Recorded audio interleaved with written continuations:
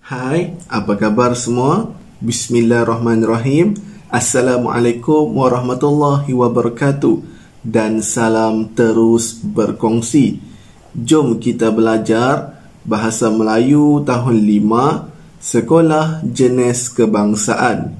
Baiklah, kali ini kita akan belajar dalam tema yang ketujuh, iaitu bersama menjanakan pendapatan, dan kita akan belajar dalam unit yang ke-20, iaitu usahawan berjaya. Jadi adik-adik sekalian, bolehlah merujuk buku teks Bahasa Melayu tahun 5 Sekolah Jenis Kebangsaan pada muka surat 129. Baiklah, standard kandungan yang kita akan belajar kali ini ialah 2.1, iaitu asas membaca dan memahami. Seterusnya, standard pembelajaran pula yang kita akan belajar kali ini juga merupakan kandungan asas dalam dokumen penjajaran kurikulum versi 2.0 bagi subjek Bahasa Melayu tahun 5 Sekolah Jenis Kebangsaan, iaitu 2.1.2 membaca dan merujuk kamus serta media elektronik untuk mencari makna perkataan dan meneliti ejaan yang tepat mengikut susunan perkataan. Baiklah, objektif pembelajaran pula yang kita ingin capai dalam pembelajaran kali ini ialah murid-murid dapat mencari makna perkataan dengan merujuk kamus dan media elektronik. Baiklah, jom kita baca bersama-sama terlebih dahulu dialog yang bertajuk Usahawan Muda Muhammad Arif Tukiman. Ini merupakan dialog antara Lidim dan juga Encik Arif. Jadi kamu juga boleh gunakan dialog ini dan kamu boleh berbual bersama dengan rakan ataupun ahli keluarga kamu. Salam sejahtera, Encik Muhammad Arif Tukiman. Apa khabar, Encik?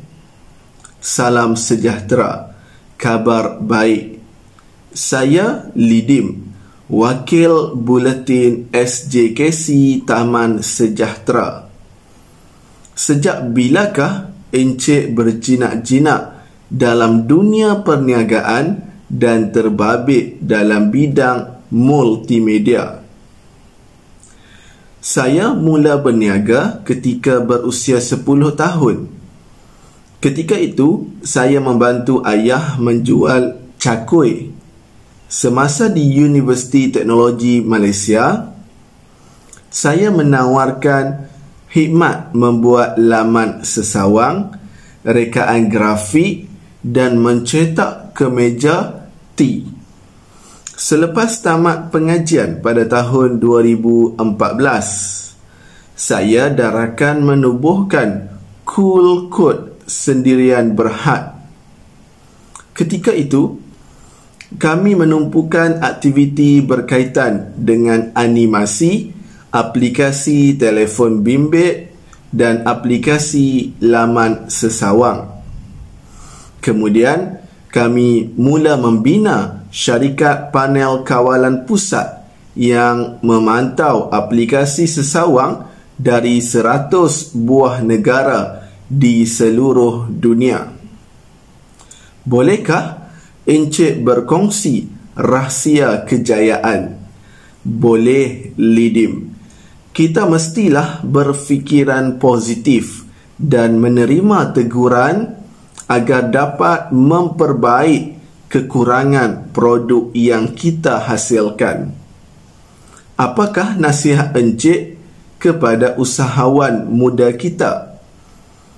Berusahalah bersungguh-sungguh untuk mencapai impian kerana usaha tangga kejayaan.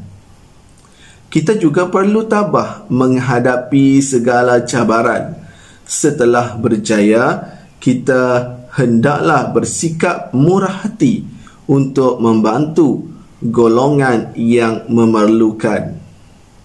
Terima kasih Encik. Saya berharap perkongsian ini memberikan manfaat kepada kami semua. Sama-sama. Baiklah, berdasarkan dialog ini, apa yang kita nak lakukan hari ini ialah kamu mampu mencari makna perkataan yang kita ambil dalam dialog ini. Jadi, untuk mencari makna perkataan ada dua cara. Yang pertama, kita menggunakan kamus. Yang kedua, kita menggunakan media elektronik. Baiklah, jom kita lihat terlebih dahulu bagaimanakah cara-cara untuk mencari makna perkataan dengan merujuk kamus. Baiklah, ini merupakan Kamus Dewan edisi keempat, iaitu kamus yang biasa digunakan oleh para pelajar. Jadi, mungkin ada kamus lain yang juga boleh digunakan. Baiklah, cara-cara untuk mencari makna perkataan dengan menggunakan kamus. Yang pertama, apabila kamu dah kenal pasti perkataan mana yang kamu ingin cari maknanya, kamu kena kenal pasti terlebih dahulu kata dasar, iaitu kata yang tidak mempunyai sebarang imbuhan. Contoh, membaca. Membaca imbuhannya ialah mem, manakala kata dasarnya ialah baca. Jadi di situ kata dasar bagi perkataan membaca ialah baca. Kemudian apabila kita dah kenal pasti kata dasar, nombor dua yang kita perlu buat, kenal pasti huruf pertama kata dasar tersebut. Jadi kata dasar tadi baca, huruf pertamanya ialah huruf B. Yang ketiga, cari perkataan ikut susunan abjad. Maksudnya dengan membuka kamus, kamu perlu cari ikut susunan abjad, iaitu huruf B sebentar tadi bagi perkataan baca. Jadi cari A sehinggalah kamu jumpa abjad B. Apabila sudah jumpa, kamu cari juga susunan perkataan mengikut susunan abjad juga, sehinggalah kamu jumpa perkataan baca. Baiklah, bagi perkataan-perkataan tertentu, kadang-kadang lebih daripada satu makna yang terdapat dalam kamus. Jadi kamu perlu baca, fahamkan maksud kata dasar tersebut. Kemudian dah jumpa maksud perkataan baca, di situ juga kamu boleh cari makna ataupun maksud bagi perkataan membaca. Jadi kamu akan jumpalah makna perkataan yang kamu cari dengan merujuk kamus. Ini cara yang pertama. Baiklah, cara yang kedua, kita menggunakan media elektronik, iaitu satu laman sesawang yang disyorkan ialah PRPM. Apakah itu PRPM? Iaitu Pusat Rujukan Persuratan Melayu. Saya ulang, Pusat Rujukan Persuratan Melayu, PRPM.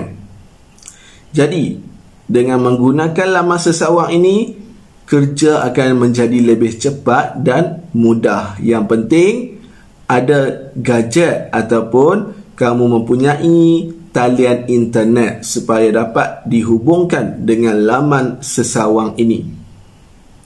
Baiklah, caranya pertama sekali buka enjin carian Google. Di situ senang saja. Kalau kamu tak ingat laman sesawangnya, iaitu prpm.dbp.gov.my. Kalau tak ingat, tidak ada masalah. Kamu boleh terus type di enjin carian Google PRPM. Apabila dah jumpa laman sesawang tersebut, bolehlah klik dan pergi ke situ kamu boleh terus tulis perkataan yang kamu ingin cari maknanya. Contoh, kamu nak cari makna perkataan membaca, tulis sahaja di situ taik perkataan membaca. Kemudian kamu klik makna dan akan keluarlah senarai makna perkataan membaca. Jadi menggunakan media elektronik lebih mudah dan cepat, tetapi perlu ada gadget dan juga talian internet. Jadi berdasarkan dua cara yang telah saya terangkan untuk mencari makna perkataan, iaitu yang pertama dengan merujuk kamus dan yang kedua dengan menggunakan media elektronik. Berdasarkan dialog sebentar tadi antara Lydia dan juga Encik Arif, kamu boleh mencari perkataan-perkataan yang kamu rasa kamu nak cari maknanya. Jadi itu sahaja kemahiran yang kita nak belajar dalam pembelajaran kali ini, iaitu kamu mampu mencari makna perkataan menggunakan dua cara, iaitu kamus dan juga media elektronik. Jadi itu sahaja pembelajaran kita untuk kali ini.